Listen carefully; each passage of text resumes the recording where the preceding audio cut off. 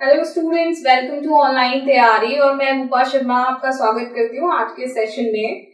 आप लोगों को आज के सेशन में एफसीआई के बारे में कुछ इन्फॉर्मेशन देनी है। आपको पता होगा कि एफसीआई के फॉर्म निकल आए हैं और जल्द ही इसकी जो एप्लीकेशन है वो क्लोज होने वाली है। तो एक तरीके से आपके लिए रिमाइंडर भी है कि अगर आपने फॉर्म फिल नहीं किया है तो जल्दी से कर दीजिए। लास्ट डेट के वेट में मत रहिएगा, ठीक है। तो सबसे पहले देखते हैं कि ऑनलाइन एप्लीकेशन शुरू कब से हुए थे और इसका एंड डेट क्या है, राइट। ऑनलाइन एप्लीकेशन जो एफसीआई का शुरू हुआ था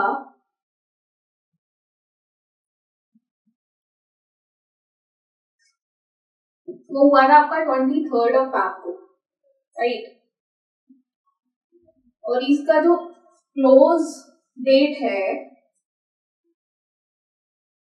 वो है आपका 25 मार्च।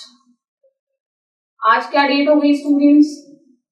18 मार्च, राइट। तो आपके पास बहुत ज्यादा वक्त नहीं बचा है। अगर आपने फॉर्म फिल नहीं किया है तो सबसे पहले आप फॉर्म फिल कीजिए। अभी इससे आगे हम बढ़ेंगे, इसकी सिलेबस के बारे में डिस्कस करेंगे। उससे पहले देखते हैं कि एफसीआई का जो हमारा पैटर्न है वो किस तरीके से डिफाइन किया है। तो इस बार एफसीआई का एग्जाम एक नए पैटर्न पर आया है। पहले इस पैटर्न पर एग्जाम नहीं हुआ करता था। तो देखते हैं क्या पैटर्न है इस बार। आपको यहाँ पे 3 सेक्शंस में डिवाइड किया गया है। वैसे ये 4 फेज में होने वाला है एग्जाम, लेकिन अभी हम सिर्फ प्रीलिम की बात कर रहे हैं, यानी कि फेज 1 की। तो फेज 1 का जो पैटर्न है वो देखते हैं क्या है।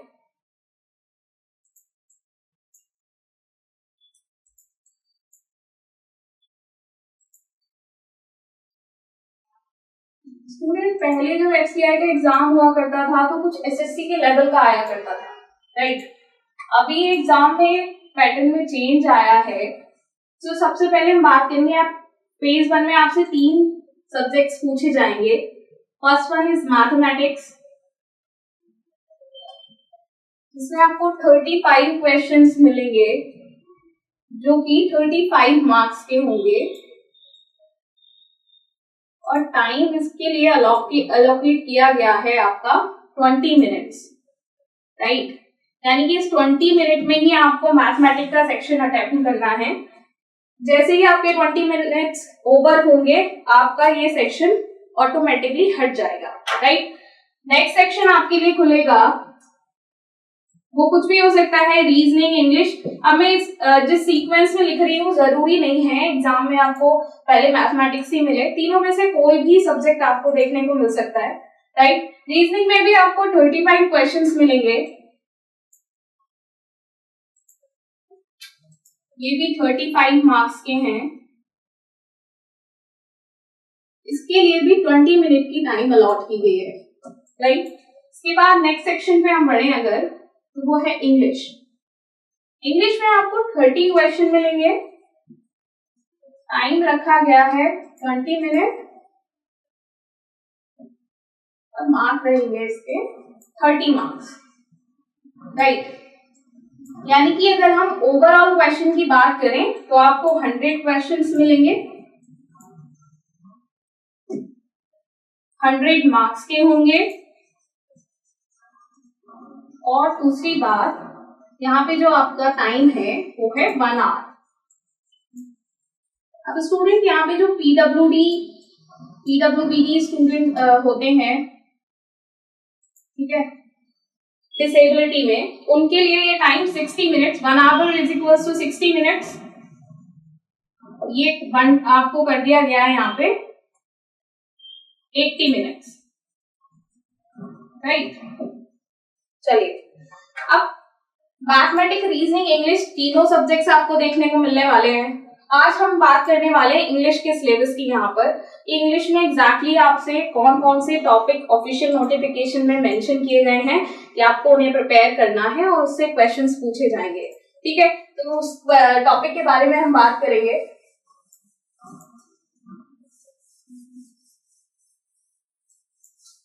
देखिए स्टूडेंट्स, इंग्लिश एक ऐसा सेक्शन है कि अगर आप थोड़ा सा ध्यान दें, जितना कि आप देते हैं उससे थोड़ा सा ज्यादा ध्यान दें, तो आप अपना स्कोर बढ़ा सकते हैं। अक्सर क्या होता है स्टूडेंट्स, आप रीजनिंग कर जाते हो, क्वांट कर जाते हो, बट जो इंग्लिश का सेक्शन है वो कहीं ना कहीं आपकी ओवरऑल कट ऑफ में प्रॉब्लम क्रिएट करता है। कई बार स्टूडेंट सिर्फ सेक्शनल में रह जाते हैं, यानी कि इंग्लिश का सेक्शन ही क्लियर नहीं हुआ उनका, राइट। तो ध्यान देना है, बहुत ही इम्पोर्टेंट है ये। और ऐसा कोई बहुत बड़ा आपको काम नहीं करना है इसमें, जो छोटी छोटी चीजें हैं वो याद रखनी है। तो चलिए बात करते हैं पहले सिलेबस की। सबसे पहले बात करेंगे हम ग्रामर की, ठीक है। ग्रामर में आपको स्पॉट द एरर, इसमें पूरा ग्रामर कवर होगा आपका, part of speech, conjunctions, right, and prepositions, articles, इन सब से रिलेटेड आपको एरर्स मिलेंगे यहाँ पे, ठीक है। इसके बाद में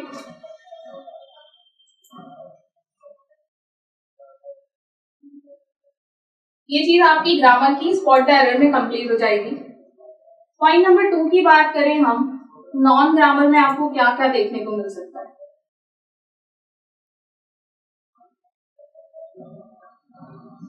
देखो, एक क्लोज टेस्ट ऐसा है, क्लोज टेस्ट पूछा जाता है आपसे इंग्लिश में। क्लोज टेस्ट दोनों चीजों को कवर करता है। क्लोज टेस्ट में ग्रामर भी कई बार पूछी जाती है, राइट। जो फिल इन द ब्लैंक्स आपको दिए होते हैं, फिल करने होते हैं, उसमें कई बार आपको प्रीपोजिशन, आर्टिकल्स या करेक्ट वर्ब पूछा जाता है, वो फिल करना होता है। कई बार वोकैब बेस्ड होता है, यानी कि नॉन ग्रामर होता है, तो वो हम कंबाइन रखेंगे इन दोनों कैटेगरी में। नॉन ग्रामर में सबसे पहले रीडिंग कॉम्प्रीहेंशन,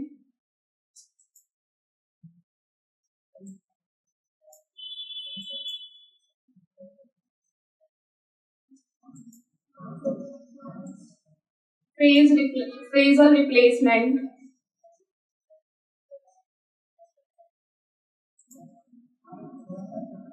sentence arrangement,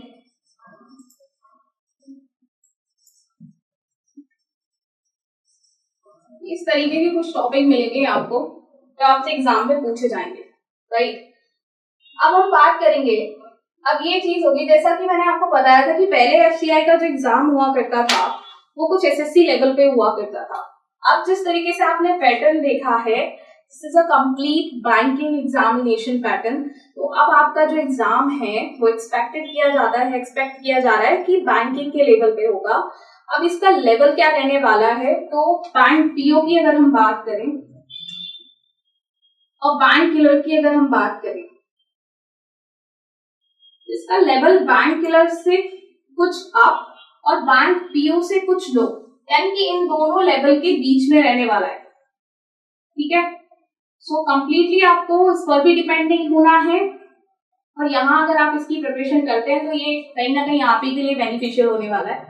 सो याद रखिएगा कि जो बैंक पीओ का लेवल होता है, जो बैंक क्लर्क का लेवल होता है, उन दोनों के बीच में इसका लेवल रहेगा एफसीआई का, राइट। सो अब ये सारी चीजें हमने बात कर ली पैटर्न की, सिलेबस में पॉइंट्स देखे हैं कि स्पॉट द एरर में अगर चीजें हम कवर अप करें तो आपके पार्ट्स ऑफ स्पीच हो गए, है ना, आपकी टेंस हो गए, नरेशन हो गई, नरेशन को अगर आप समझते हैं तो डायरेक्ट एंड इनडायरेक्ट जो सेंटेंसेस बनाए होंगे आपने +2 लेवल में, ठीक है। इसके बाद में एक्टिव पैसिव वॉइस हो गया, ये सारी चीजें आपको प्रैक्टिस करनी है, ठीक है। अगर आप इतना कर लेते हैं तो यहां से आने वाले ये कम से कम आपसे 5 से 10 नंबर का पूछा जाएगा, यानी कि आप अपने 5 से 10 नंबर श्योर कर रहे हैं कि 5 से 10 नंबर आप जो भी करके आने वाले हैं स्पॉट द एरर में। अगर ग्रामर का इतना पार्ट आपने कवर कर लिया है अच्छे से, then you are definitely going to attempt this section perfectly, right? Reading comprehension की बात करें हम, रीडिंग कॉम्प्रीहेंशन में सबसे पहली बात तो जैसा कि रीडिंग, एक वर्ड देख रहे हो आप यहाँ पे, दिस इज रीडिंग, यानी कि आपके पढ़ने की जो स्किल्स हैं, आप चीजों को कितना जल्दी स्कैन कर पाते हो। एक पैराग्राफ जो आपको दिया है, आपको लिमिटेड टाइम में उससे रिलेटेड क्वेश्चंस के आंसर करना है, तो कितना जल्दी आप वो चीजें ढूंढ पाते हो, आपकी स्किल्स कितने बेटर हैं, वो चीजें चेक की जाती हैं। और ये क्वेश्चन भी आपसे कम से कम 5 से 10 मार्क्स का पूछा जाता है, ठीक है। बैंक के एग्जाम में आपको 10 नंबर तक के मिलते हैं रीडिंग कॉम्प्रिहेंशन, यानी कि ये बहुत ही इंपॉर्टेंट और स्कोरिंग पोर्शन है इंग्लिश का। तो उसके लिए आप पेपर पढ़िए, नॉवेल्स पढ़िए। सबसे पहले जो आपके इंटरेस्टिंग टॉपिक्स हैं, अक्सर हम क्या करते हैं, हमें एडवाइस किया जाता है न्यूज़पेपर पढ़िए और हम सबसे पहले आर्टिकल लेके बैठ जाते हैं। गाइस, जब पढ़ने की हैबिट ही नहीं है तो वो आर्टिकल आप इतना जल्दी कैसे समझ पाएंगे। तो जो आपका इंटरेस्ट होता है उन टॉपिक्स को पहले पढ़िए, छोटे छोटे पैराग्राफ्स पढ़िए, हैबिचुअल होइए पढ़ने का, उसके बाद वो चीजों को लेकर जाइए। It takes time, right. आपको थोड़ी मेहनत करनी पड़ेगी यहाँ पे। ऐसा नहीं है कि एक हफ्ते आपने पढ़ा और फिर अब हो नहीं रहा, हमने तो किया था। तो ऐसे काम नहीं चलेगा। You need to take a proper time on this section, right. Phrasal replacement में कहीं ना कहीं ये होगा, आपको 5 से 6 सेंटेंस दे दिए जाएंगे जिनकी अरेंजमेंट एग्जैक्टली इस तरीके से की जाएगी कि अगर उन्हें सीक्वेंस में लगाया जाए तो कोई भी मीनिंगफुल पैराग्राफ नहीं बनता है। आपको अरेंज करना होता है इस तरीके से ताकि उससे एक मीनिंगफुल पैराग्राफ बने, राइट। तो ये भी आपके लिए रीडिंग में हेल्प कर, आपकी रीडिंग इसमें हेल्प करेगी आपको। ये सेंटेंस अरेंजमेंट की बात हो गई थी यहाँ पे। फ्रेजल रिप्लेसमेंट में आपको इडियम एंड फ्रेजेस पता होने चाहिए। तो आपको इडियम एंड फ्रेजेस आप यहाँ पे अगर कर लेते हो, आपको प्रोवाइड करा दी जाएंगी पीडीएफ इनकी, राइट। इडियम फ्रेजेस अगर आप करते हो तो this is going to help you, right. यहाँ पे कम से कम 3 से 5 नंबर का क्वेश्चन मिलेगा आपको देखने को। अब फाइनल अगर हम बात करें क्लोज टेस्ट की, क्लोज टेस्ट भी आपको 5 to 10 मार्क्स का देखने को मिलता है और कई बार ये तो स्टोरी बेस मिल जाते हैं आपको। क्लोज टेस्ट कितने मार्क्स का बताया मैंने? 5 to 10 मार्क्स, राइट। तो आप देखिए ये जितने भी सेक्शन आपको मैंने बताए हैं ये सब में बहुत ही अच्छी वेटेज के साथ एग्जाम में मिलते हैं। तो थोड़ी सी मेहनत करने की जरूरत है, थोड़ा सा अपने आप को डिसिप्लिन बनाने की जरूरत है। आप अच्छे से कर सकते हो। जो इंग्लिश में प्रॉब्लम होती है कि सेक्शन क्लियर नहीं होता, वो चीज खत्म हो जाएगी। क्लोज टेस्ट में भी आपको दोनों चीजें, आपने ऊपर की जो चीजें अभी मेंशन की गई थी, वो चाहे ग्रामर वाला पोर्शन हो या फिर नॉन ग्रामर वाला पोर्शन हो, अगर आप ये कर लेते हैं तो ये सेक्शन तो आपको करना ही है ना। ये कर लिया तो ये तो ऑटोमेटिकली हो जाना है, ठीक है। तो स्टूडेंट्स, ये था इंग्लिश का सिलेबस और कुछ छोटे छोटे से टिप्स जो आपको हेल्प करेंगे इंग्लिश इंप्रूव करने में, ताकि आप एग्जाम में अच्छे से कर पाओ, राइट। अब बात करेंगे हम कि किस तरीके से इस सेक्शन को अटेम्प्ट करना है, राइट। सबसे पहले आई विल सजेस्ट यू कि आप अगर स्पॉट द एरर देख रहे हो एग्जाम में तो सबसे पहले स्पॉट द एरर अटेम्प्ट करो, ठीक है। दूसरे नंबर पे क्लोज टेस्ट पे जाओ, इस पे पेशेंसफुली टाइम इन्वेस्ट करो अपना। एक क्वेश्चन पे अटक के नहीं रहना है, अगर समझ नहीं आ रहा है देन स्किप इट, राइट। तीसरा पॉइंट अगर हम देखें तो इसके बाद आप रीडिंग कॉम्प्रिहेंशन इसको अटेम्प्ट करो। क्या होता है रीडिंग कॉम्प्रिहेंशन में, कई बारी आपको 2 मार्क्स के तो वोकैब मिल जाती है। एंटोनिम पूछ लिया होगा, सिनोनिम पूछ लिया होगा, है ना। तो 2 मार्क्स आपको यहाँ से मिल जाएंगे। कुछ क्वेश्चंस ऐसे होते हैं जो डायरेक्ट आप पैसेज देखोगे, फाइंड करोगे, कीवर्ड्स पकड़ा आपने किसी क्वेश्चन का, चेक किया तो वहां से डायरेक्ट मिल जाता है।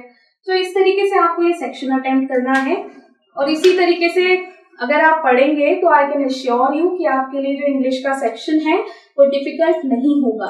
सो गाइस, ये था एफसीआई का आपका सिलेबस और कुछ छोटे छोटे से टिप्स जो आपको याद रखने हैं ताकि आप ये सेक्शन अच्छे से कवर कर पाओ, राइट। सो बाकी ऑनलाइन तैयारी को देखते रहिए, सब्सक्राइब कीजिए। Thank you so much.